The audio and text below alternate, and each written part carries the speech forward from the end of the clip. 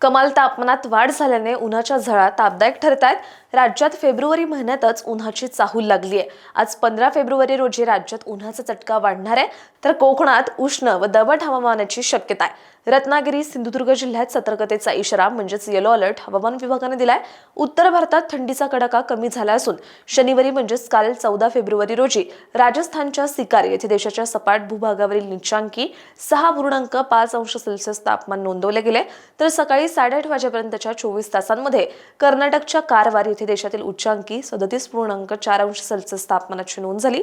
तर आग्नेय बंगालच्या उपसागरामध्ये समुद्र सपाटीपासून 5.8 किलोमीटर उंचीपर्यंत चक्राकार वारे वाहत असून या वाऱ्यांच्या प्रभावामुळे सोमवारपर्यंत म्हणजेच 16 फेब्रुवारी पर्यंत हवेचा कमी दाबाचं क्षेत्र तयार होण्याची शक्यता आहे. शनिवारी म्हणजेच काल 14 फेब्रुवारी रोजी धुळे येथील कृषी महाविद्यालयात राज्यातील नीचांकी 11 अंश सेल्सिअस तापमानाची नोंद झाली.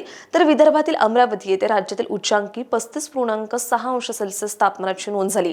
राज्यात गारठा कमी होत असून उन्हाचा चटका आणि उकाड्यातही वाढ झाली आहे. आज 15 फेब्रुवारी रोजी राज्याच्या तापमानात वाढ होणार असून कमाल तापमानात 2 ते 3 अंशाची वाढ होण्याची शक्यता आहे. कोकणात उष्ण व दमट हवामानाचा अंदाज आहे. रत्नागिरी, सिंधुदुर्ग जिल्ह्यात सतर्कतेचा इशारा म्हणजेच येलो अलर्ट हवामान विभागाने वर्तवलाय.